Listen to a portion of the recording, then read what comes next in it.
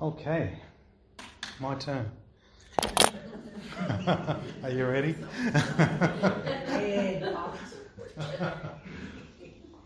Okay, so guys, today's part 4 of a 4-part series on dealing with idols.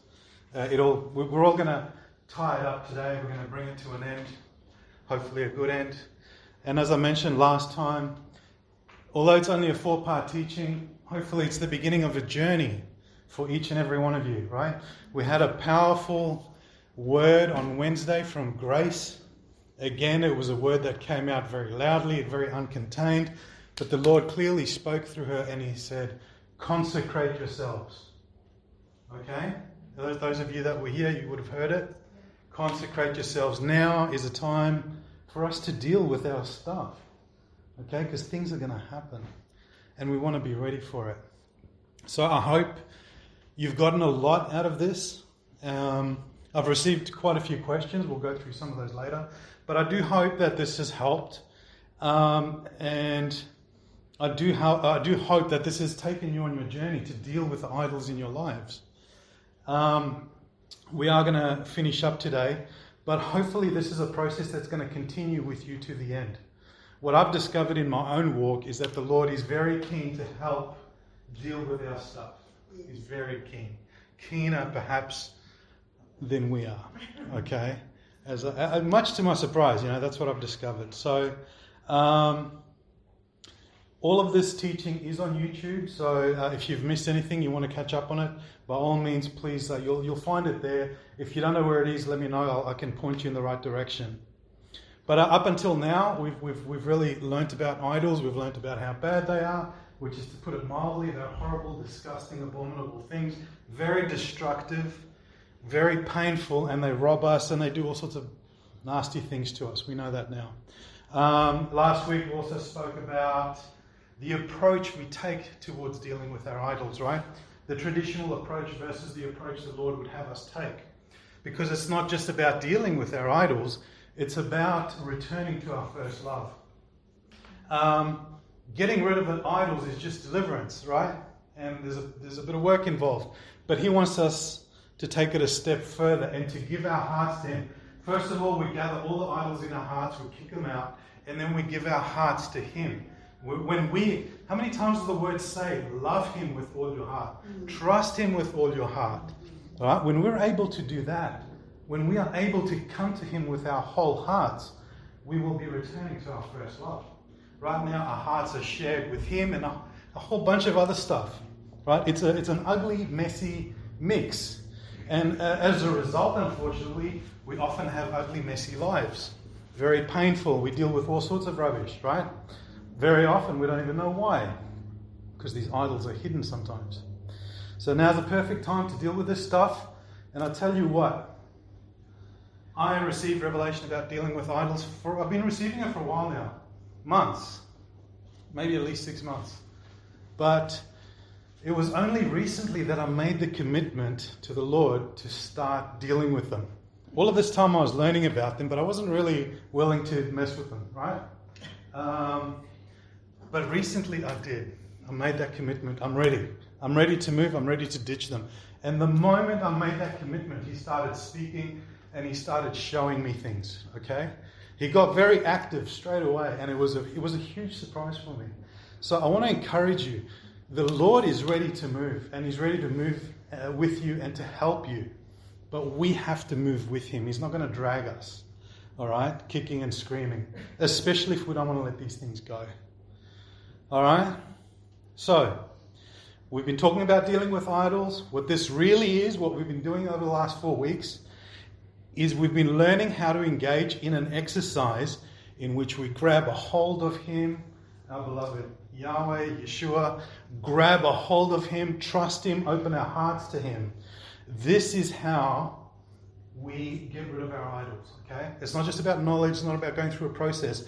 We grab onto Him and we trust Him and we bring Him into our problems, into our challenges, and we help ourselves by inviting Him into everything, okay? We learn to trust Him in everything, in all the pains that we suffer and all the stuff that we have to deal with, all the idols we carry. We learn to trust Him with everything. And therein begins the process of returning to our first love. Okay? It's a genuine and deep trust in the Lord that brings us back to Him. Okay? And that in large part was what we spoke about last week. Alright? Last week we also spoke about developing a very, very deep trust in the Lord. A trust that we don't usually practice in our day-to-day lives. It's usually a level of trust that we never exercise. No one ever asks us to develop a trust like this. That's why I refer to it as an otherworldly sort of trust. It's a trust that He wants us to walk in, and it's a trust designed and built and maintained and protected for Him. It's a trust that opens our hearts to Him. Okay? And once that heart is open, the door is open, He can move freely in and out of that door to help us, to give to us, to provide for us. Okay? It's a trust that's so deep, but it's deep because it's based on our hearts. Our hearts are so important. All right? When you trust Him deeply and you get to that point, your heart opens up to Him and amazing things happen. All right? So that's just a summary of what we've covered up to now. So I'm going to summarize the whole thing just quickly. Dealing with your idols only needs 3 things for each idol, right? Number 1, you have to be willing to let it go. All right? You have to be willing to let it go. Even more than that, you have to want it to leave. Idols are crutches in our lives. They support us in some way. They comfort us. They give us some stuff. All right? They help us. But that's where we need the Lord. That's His job. He's meant to provide for us and comfort us. But for some reason, we've ended up resting on a demon and counting on that demon to help us. We have to be willing to let that go. Sometimes that's hard. Okay? If we're not willing to let it go, the Lord's not going to rip it away from us. Okay? That's number 1. We have to be willing to give them up. Number 2 is that on some level, whether it's conscious, subconscious, or something inherited through the bloodlines, we have made covenants with these demons. All right? Binding agreements in the spirit realm. And until these agreements are broken, they have a legal right in your life, in your soul. They live in your soul. They have a legal right to be there and to continue extracting whatever they want from you, making your life a misery. So number 2 is you have to ask the Lord to break these agreements for you. Confess them. You don't have to know the ins and outs of the agreement. Just acknowledge that there is an agreement there, perhaps more than one, whatever it is, and ask the Lord to break them for you. Break them, all right? If you know how to function in the courts of heaven, you can do it that way. If you don't, that's okay. Just confess the agreements to Him, ask that they be broken, and then He will lead you. He'll either break them on your behalf, or He will lead you into the courts, or He'll bring you someone to take you into the courts, whatever. That's the importance of trust. When you trust Him with this stuff, He will lead you accordingly. Trust and a deep trust in Him is an integral part of this process. Very important. Okay, so number 1, you've got to be willing to give them up. Number 2, you've got to be clear about the agreements you've made with these demons. Whether you made them yourself or whether your ancestors did. You've got to ask the Lord to break them. And number 3, we've spoken about already, deep trust in Him. You've really got to trust Him. The reason I keep harping on about that is because when we talk about trust, it's very often just lip service. Yeah, I trust you. Okay, fair enough. I trust you, Eileen, I trust you, Karen.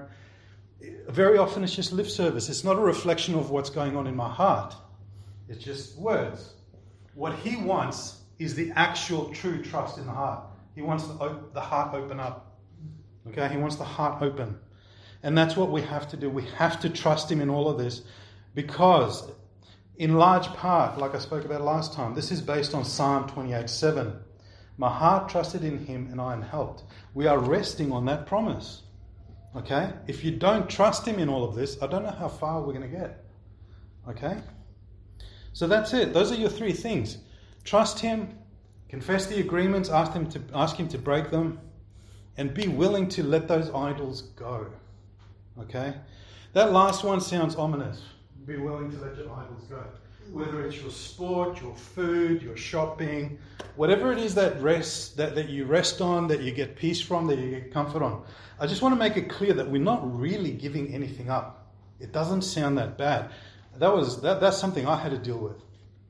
I was freaking out. What am I going to do? Here's the thing: when you give them up, you're trading them in. All right? You're trading in something demonic for something godly, right? You're trading in a demon for him. Wherever you give up an idol, he's going to step in to take its place. And wherever that idol brought pain and destruction, he's going to bring healing and restoration. So in actual fact, when we are giving up idols, we're not giving up anything at all. We are gaining so much more. There's so much more to be gained. So when we talk about giving up idols, please don't for a second think you're going to lose anything at all. It's not going to cost you anything. There may be a bit of work to be done. There may be a little bit of pain in the process, but it's a transition from bad to good. All right, from suffering to rejoicing. It's a good and positive step forward, and of course, it's the road to greater holiness. Okay. When we talk about dealing with our idols, you don't have to know everything, all the ins and outs. I mean, yes, there's people out there that have written volumes about this, the various demons involved and how they work and how they travel down the bloodlines and the long and lengthy prayers you need to deal with them. You don't need to do that. If we rest on Psalm 28:7 that says if we trust him, he's going to help us, then all you do is you take to him what you have. All you know, and it might not be much, but you just take it to him and you trust him with it. And he will handle the rest. Okay? So you don't need to talk to someone who can see in the spirit or someone who knows volumes about this. You don't. You trust him and he will unfold it for you. He will lead you. He will show you the way. He could give you the revelation of what you need. And he can show you what to do. But that's why, again, trust is critical. And something he showed me just last week, very important for most of us here, I believe, have kids, children. Even if not, it doesn't matter. When we deal with an idol in our lives, be sure to rip it out of your kids as well and out of your family. Don't just do it for yourself. Once you take authority over that thing, rip it out of everyone in your family so that they don't have to suffer with it and deal with it. Okay? Now, I mentioned that as we deal with our idols, we can sort of come through a few places that are a little bit painful. When we have idols in our lives, they usually comfort us, they secure us, they give us happiness, whatever. They make promises, right? And they try to give us something that we need, okay? So if we have an underlying wound or a pain, we'll often try and medicate it with an idol. Just one example. TV, movies, a little bit of alcohol maybe, food, sweets, junk food, whatever. We're medicating something sometimes. When we give up that idol, we're going to stop medicating that thing, whatever it is, okay? Whether it is a wound or a pain, sometimes it's really just a drive and a temptation to sin. Okay, and sometimes there's no wound. The thing is, there's something underneath that the idol is sitting on and feeding off. When we get rid of the idol, that wound or that temptation or that drive is going to be exposed, and it could become a bit raw. Okay, it could become raw because we're no longer medicating it. This is very important. It's an important part of our process because when that thing comes out and it's raw and it's painful, that is the time we really need to trust the Lord and we really need to take it to him. Okay? Lord, I've got this horrible pain. I've been dealing with it with alcohol. I refuse to do that anymore. I'm bringing it to you now. I need healing. I need restoration. Please show me what's going on. You see, it's at that time you make a choice. Do you go back to your idol to help you with this pain? Or do you now trust the Lord to help you with it and to heal you of it? Okay? It might be uncomfortable, it might be a bit painful, but this is how we transition from our idols back to the Lord. Okay? And as he heals us and as he removes that pain, that wound, that drive, whatever it is, he actually restores us. And that idol no longer has a place to live or land. And we are living that much more cleaner, much more better, that much more holier. We become a little bit holier as he helps us and restores us. Okay? So dropping our idols is also going to require a bit of healing, it's going to require a bit of revelation perhaps, but it's going to require us to confront what's inside of us. Whether it's a broken heart, a wounded soul, or any other sort of whatever might be going on. It's going to require us to take responsibility and confront what it is that we're dealing with, that we've been ignoring and masking with the presence of idols. Yeah? Does that make sense? It's important that we take it to Him.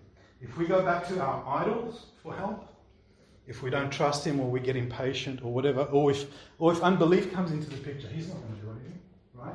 We go back to our idols, we are just going to miss an opportunity for healing, and we're going to miss that opportunity for restoration, and it's just going to introduce delay into the picture. All right? So when that pain comes, when that drive comes, the unholy temptation comes, we've got to turn to Him at that time, and we have to trust Him to help us. All right? So assuming we get to that point and we start kicking these things out, we've got to know as well, they will try and come back. Even if you do get healed, even if you do get restored, they will try and come back. And there's scriptures to support that.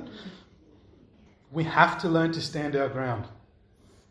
As we've spoken about before, deliverance or getting rid of these things is only a small part of the process. Very often when we have idols and we mask wounds and things in our lives, these things become embedded in our habits and into our coping mechanisms, and they get really intricately woven into our lives. We've got to rip all of that out. We've got to change the way we've handled things, the way we've coped with our stress, with our issues, with our problems. These habits have to change, and that's where the hard work comes in.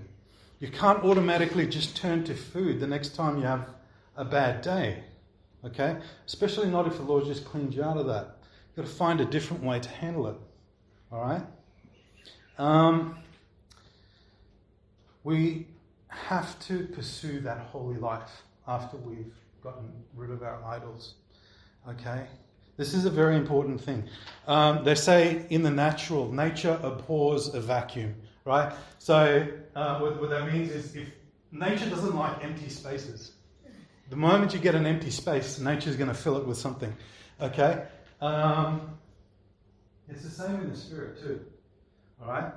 Whenever there's an empty space, something's going to fill it. So if you don't fill it with something holy, then something demonic's going to fill it, okay? When you get rid of something demonic in your soul, you've got to make sure you fill it with something good, with something godly, with something from the kingdom of God, all right? And I'm just going to read a quick passage from 1 Kings 18, verses 30. Then Elijah said to all the people, "Come near to me." And all the people came near to him, and he repaired the altar of the Lord that had been broken down. Then Elijah took 12 stones, according to the number of the tribes of the sons of Jacob, to whom the word of the Lord came, saying, "Israel shall be your name." And with the stones, Elijah built an altar in the name of the Lord. All right, so the prophet Elijah destroyed the idol of Baal, and he destroyed all the altars that Jezebel had erected in Israel. All right, but after he had gone around destroying them, he then went and rebuilt the altar of the Lord. And that's what we have to do, right? Last time we spoke about the altars of our idols. They exist in our soul. When we tear these altars down, we then have to rebuild an altar of the Lord where that idol stood. We've got to replace that idol with something godly, and we have to replace it with something from the kingdom of God. All right? What Elijah did was he essentially dethroned Baal from Israel, and he re-enthroned the Lord. Okay? And that's what we're doing in our own souls. All right? When temptation does come, and it will come, they will test your resolve, these idols. They'll come to see how strongly committed you are. When they do come, one thing we can't do is resist them in our own flesh, because we don't have the strength for that. Okay? Again, this is why trust is important. When they do come back, you retreat into the Lord. You retreat into Him. You trust Him to help you. You trust Him to support you, to give you strength. You trust Him to deal with these things, to get them to back off. Yeah, I did that, and I can tell you firsthand that it worked wonderfully for me. And I was really amazed by that. You see, the thing is, we are His bride, right? And He detests His bride having to do with ungodly things like idols. But once His bride wants to let an idol go, when that idol comes back and harasses His bride, I guarantee you, He's going to get very upset and very angry. All right? There is no groom on earth that is going to allow his bride to get harassed by wicked and evil things. Okay? So when we retreat into Him and we trust Him to help us, He will take care of it for us. Okay? We can trust Him. He will help us. But we have to enable Him to help us by trusting Him first. He's going to be our strength. He's going to be our shield. All right? Because at the end of the day, when an idol comes back, it's really a demon. It's a demon knocking at your door. Okay? You've got to let Him deal with it. Don't try and deal with it in your own strength. All right? So, that was a quick one, but that brings me to the end of my teaching. The teaching on idols. And what I would like to do now is to go over some of the questions that I got over the course of the last 3-4 weeks. All right, so in going over some of these questions, I'll tell you what, I saw a lot of pain in these questions. I saw a lot of struggle. I saw a lot of suffering, confusion. I see people like really struggling with a lot of stuff. And it sort of opened my eyes to a lot of things. But I know we've all got issues. I'm struggling with my own issues as well. I don't get an easy ride just because I'm standing at the front. I just want you guys to know that we'll go through the questions quickly, but I don't actually have any answers, right? I've got opinions, and I can shed a little bit of light based on what I know, and I can point people in the right direction, hopefully. But what I would like to say is that what we're doing is we're not really fixing problems as such, directly, and we're not healing issues directly. What we're doing is we're being invited into a very, very, very high level of a relationship with the Lord. All right? We're being invited into great heights. I used to go hiking with Jody, and sometimes we used to climb mountains. And one thing she used to teach me was, watch as you climb the mountain. As you get higher and higher, the trees get shorter and shorter, and everything gets more and more sparse, and there's fewer and fewer birds and animals. And when you get to the top, it's usually just maybe a little bit of snow, moss, all right? Because nothing survives at those heights. Nothing wants to live there. When we really reach those heights with the Lord, and we step into those heights in our relationship with Him, everything that's attached to us, anything demonic, anything evil, it falls away. You understand? It falls away because it can't survive at that height. When you step into a really powerful and intimate relationship with the Lord, this stuff falls away. Okay? And that's what we're doing here. He's inviting us into a really rich, deep, and intimate relationship. And the wonderful thing, yes, there's some things we need to do, but the wonderful thing is that healing and restoration is a byproduct of us stepping into those higher realms. Okay? There's so much more blessing to come. There's so much more of everything to come. Healing included. Okay? Idols dropping off is a part of that. Okay? So, if you are looking to solve an issue in your life, get healing or deal with the pain, the answer here is not how to deal with the pain. The answer here is to step into that deeper relationship, and then the Lord will take care of the rest. Okay? So it's very important to know that. The solution is not the solution. The solution is the relationship. Yeah? And the wonderful privilege we have here is that we are being invited into very, very high levels of this relationship. We're being called to step up to the top of that mountain. So anyway, on that note, let me just go through a couple of questions quickly. Some people have asked, is something an idol? So sometimes people have wondered, there's something in my life. Is it an idol or is it not? And one person in particular asked that about sports. They really love their sports, but they were confused about whether it's an idol or not. There's three things that can reveal the presence of an idol: fear, need, or pain. If you are scared, if you have a deep need, or if you're in pain, what is the first thing, all right? First thing you run to, all right? If it's not God, then that is most often an idol, okay? That is a rough benchmark you can use. So when we talk about sports, everyone plays sports. Sports are good. Sports are healthy. They keep you fit. We all eat. We need to eat for nourishment. But the thing is, right, if you are suffering, do you go to food to make you feel better? If your life is hard, do you go to sport to escape what you're dealing with? Okay? That's when it becomes an idol. Okay? So seemingly innocuous things, innocent things can become idols, but it all depends on our motives. It's why we're engaging with something. That'll often tell you whether you're dealing with an idol or not. All right? Most importantly, we need to let God speak into that, because when we clutch onto an idol too strongly, we can also subconsciously lock him out of that, because we don't want to hear what he has to say about it. I really need this thing. I need the support it gives me. So we lock God out of it. And the very first step, if you think you've got an idol, the very first step is make sure you're open to what the Lord has to say. Other question that came up is, I have this that I'm dealing with. How do I deal with this idol? Okay, that is a question that came earlier. I covered that. It came earlier in the last 4 weeks, but I covered that this morning. All right, trust the Lord with it. Trust the Lord that He's going to help you in every aspect of this thing. That He's going to show you what you need to see. He's going to help you understand what you need to understand. He's going to lead you the way you're going to go, the way you need to go. And He's going to help you through the whole process of getting rid of this thing. All right, so trust is number one. You have to trust Him with everything, all your questions. All right, every single part of it. Trust Him to heal you, deliver you, and take you the whole way. All right, and of course, make sure you break all your agreements with this thing, and be ready to give it up. Another question I had from someone was this. I am a worrywart. Is this an idol? Okay.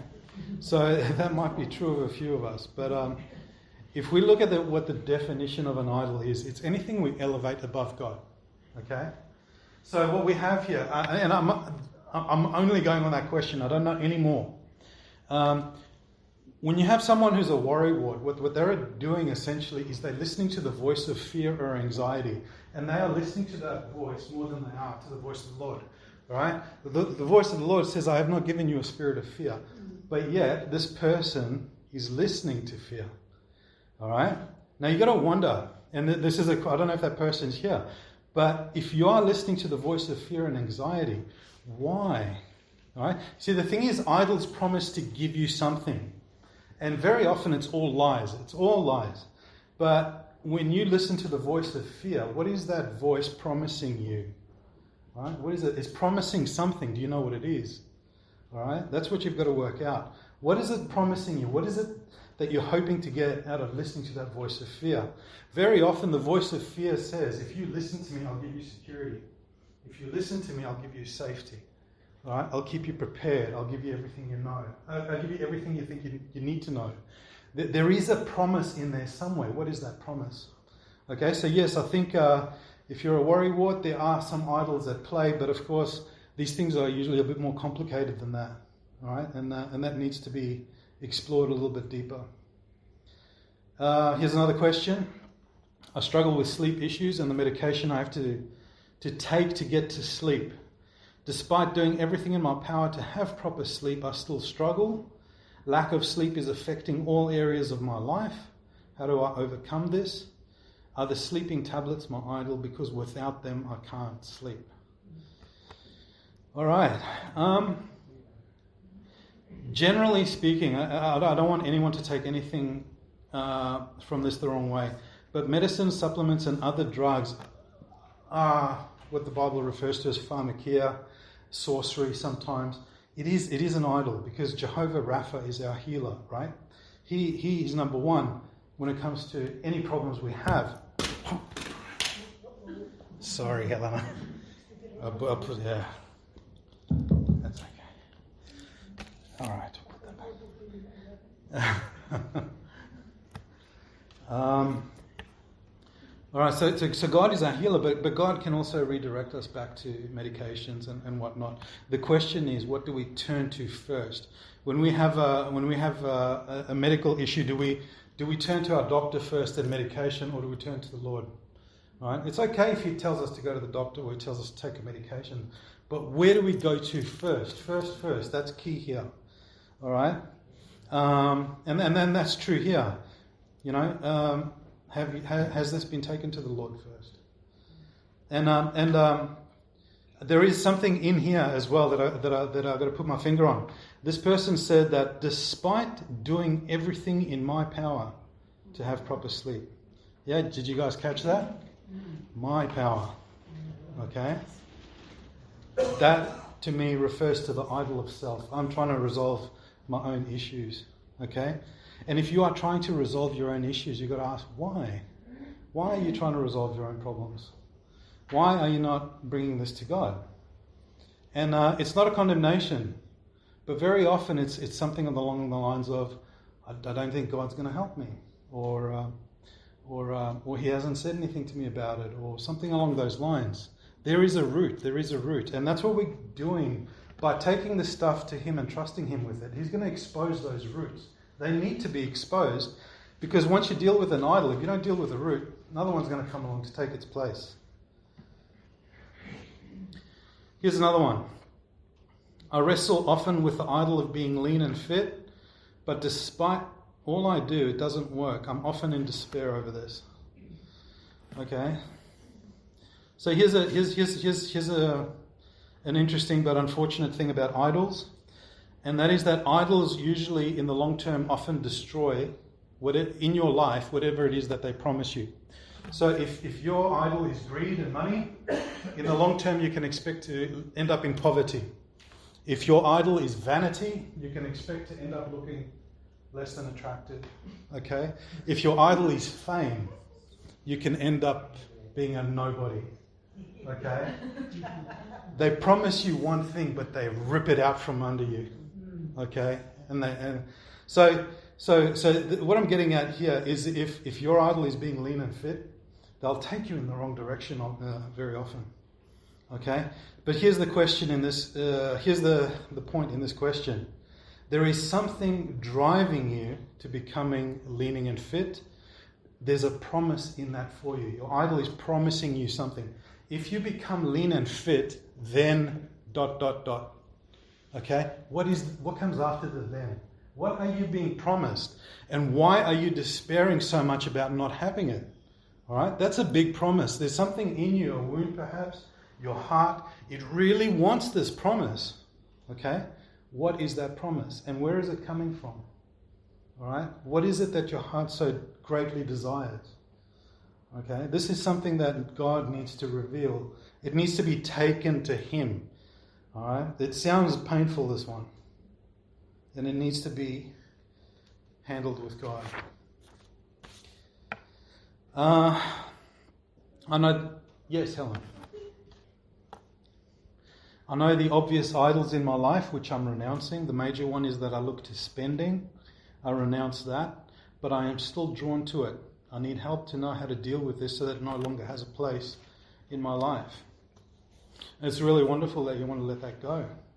But if it still has a hold on you, there are two possible reasons. Number one is that the idol potentially hasn't left you. Okay?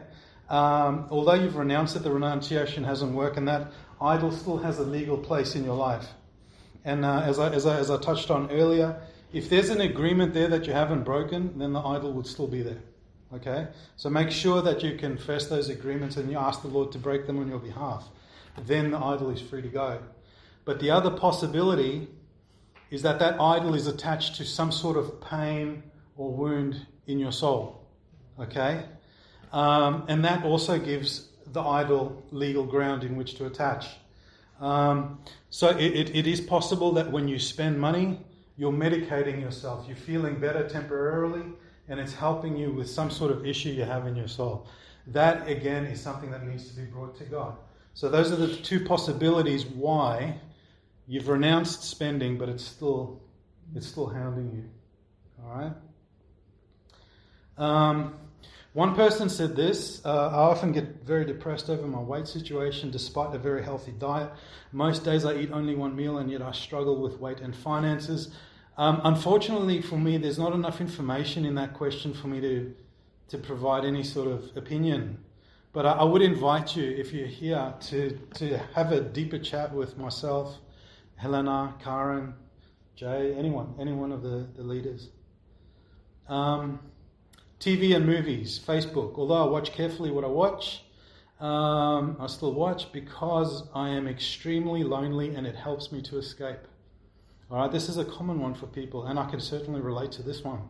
We have the presence of pain here in our lives. Now, whatever the Lord's plan is for you, I'm sure extreme loneliness wasn't part of it. So there is something here at work. There's something that needs to be looked at and examined. The root needs to be discovered and dealt with.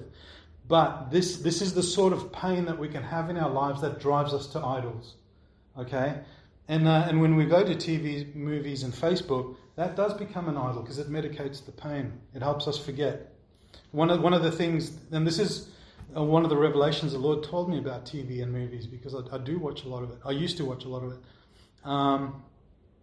I used to go to TV and movies to escape my life, escape everything, just tune out for 2 hours. And what he told me is that when I do that, and I tune out of my life, I also tune him out. All right. So when I escape my life for 2 hours, I'm also escaping him. So he's rewiring me, he's showing me. And this only happened after I committed myself to him, after I committed my idol to him. So I want to encourage you, if you're going to commit an idol to him, he's going to work with you very quickly, and he's going to show you what you need to know. So with TV, movies, and Facebook, yeah, it's not a condemnation about the idol. The real thing you've got to take here to the Lord is, why are you experiencing extreme loneliness? What's happening in your life? You've got to really let him into that situation, because once that's resolved, all the other stuff's going to fall away. Here's another question. This I think I detected a bit of cynicism in this one, but I can totally relate to it. So all I do is trust in God, and all the idols in my life and bloodline will just disappear. All right? I get where this person is coming from. I spent thousands of dollars at Koorong on teachings, church hopping, trying to find problems to situations, and none of it ever added up to much at all. So I get when you hear a message like this, it's like, really? Is that really all I got to do? I'll come back to Psalm 28:7, right? The Lord is my strength and my shield, my heart trusted in him and I am helped. We are resting on a promise here, okay? A promise. It's not a teaching, it's not anything. And here's the thing, one thing I never realized about Koorong and all the thousands of books that I had and all the whatever, all the teachings I had, I was trying to solve my problems by going to idols. Books, authors, conferences, church hopping. Which pastor had the answers for me? I never really went to God. Never really. I wanted people, authors, books that knew God, that knew how to talk to him, but I would go to them because they had the answers. I never really went to him. And this is why this will work. Because what I've been trying to explain here is that when we trust him and when we let him in, we are going to him directly. He's becoming our source. So I can tell you I don't go to Koorong anymore. All right? I've given that up. In fact, I gave Helena most of my books.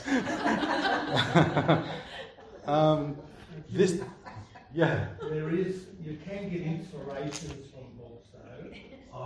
Like people who've been to heaven and things like that. Me and Kevin have been in that, going to a Christian bookshop and sourcing through for the problem we've got, like whatever, and we just found it didn't work. We know it doesn't work, and anyone who's got 1,000 Christian books to give away. Don't come to my door, you know. But there is inspiration in some of the books. We can't just scrub the whole lot, but the books we do steer away from are, this is the solution for your life, your Christian life. Buy this book and it'll be sold. It just doesn't work that way, you know. And I think me and Kevin have just had a very sad experience. We had our beautiful pet cat killed by a wild dog. We had a cat that it was not a cat. It was something else. We can't explain how special it was. But you know what? Through my grieving, I seek the Lord deeper than I've ever sought the Lord through that grieving. And the Lord showed me that cat was a sacrifice for me and Kevin, because it's drawing us closer to Him. And it's like Jimmy was saying, I'd go to bed at night. If I had a serious problem, I'd always, just lately I've been going into the river, which is an awesome thing, more and more. But with the cat, with Puss dying, I felt like I would like to focus on the football results to like, you know, but I could see, no, don't go there. Go to the Lord. Go to the Lord. So through grief often draws you close to the Lord, and getting rid of the idols, as Jim's talking about. Thanks, Jim. Thanks, right. Pastor Jim. Yeah. Just one quick word. Ray's absolutely right. I don't mean to speak down or speak ill of books, especially Christian books. A lot of them contain great material. But again, I guess what I'm trying to say is, as long as we go to Him first, and then the books, not in the other order, not books first. Yeah. Mine's probably that confession itself. I just thought, because it's like, you know, I work in community services, and the first thing everyone does is like, we're trying to help someone, so you help them to get organised, right? And it's like the first thing you do is like, right, I'll get that book, or I'll go to Koorong, and then I'll make time for God. And it's like, you know, kingdom of God first, and then everything else. But I've made that mistake over and over again. And I just laugh because I turn around and look at my bookshelf next to my cozy couch, and it's full of good intentions. But the thing is, it's like nothing ever works as quickly either as going straight to the Lord. And it's so much simpler. And I want to say on that even writing like my budget, like I used to just throw it in, you know, put my bits and pieces in, but I intentionally put, you know, my tithe first, my flow, and, you know, then my rent, you know, and down in that order. But it's just those little things, reminding yourself it's always the kingdom of God first. And I had to realise I wasn't doing that in my good intentions. Yeah. Absolutely.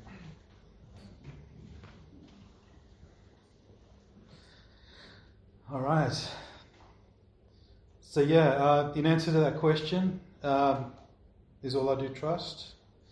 Well, the short answer is yes. Trust, make sure you break your agreements and be able to be willing to give it up, and they will go. You can't be flippant about it. You've got to be serious and committed.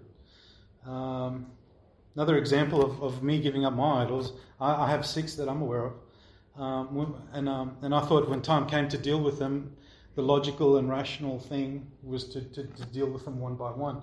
But what the Lord quickly showed me is, no, we're going to do them all at once.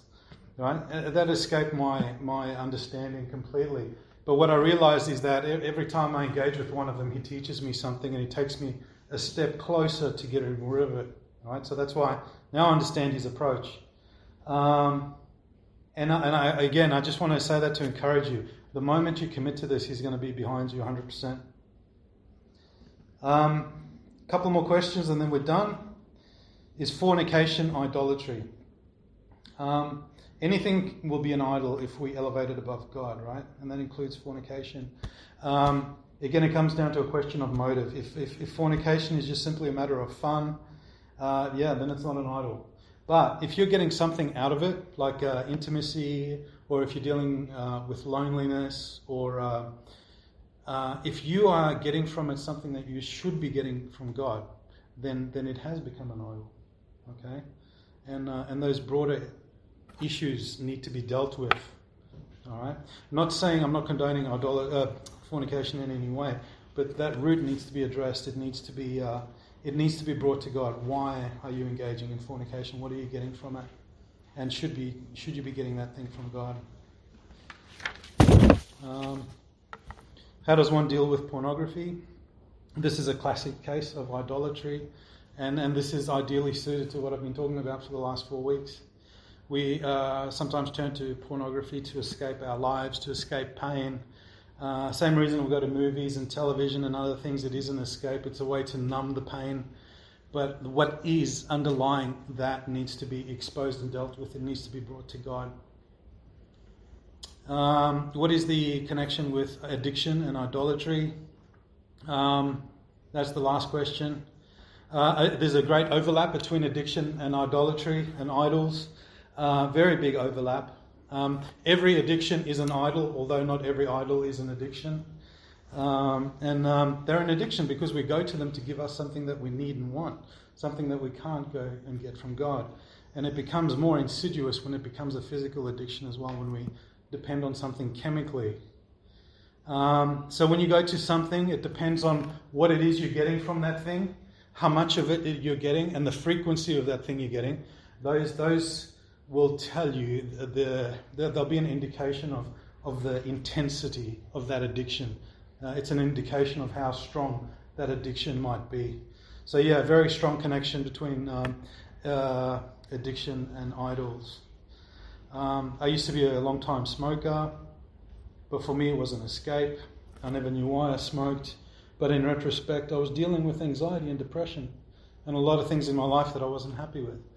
So there's a root to everything. And only the Lord can reveal that to us, and we need to go to Him in complete trust, and He will reveal it to us. And I'll tell you what, it's amazing when He does, because it's a step forward, and it's a step closer to freedom. Okay? So guys, those are all the questions that I have. I'm sorry if I passed over it too quickly. It's hard to answer these without any sort of any more information, but if you've submitted any one of these questions, you want to talk more, please know that you can come and talk to us. Pick whoever it is you're comfortable with and go and have a chat, and we can try our best to help you get to the root of it. But like I said before, the answer to all of these issues is not the answer that you're looking for. The answer to all of these issues is a deeper relationship with the Lord. Once you embark on that journey, these things will all get resolved. Sometimes without even your knowledge. Sometimes even without your input. Okay? He's that good.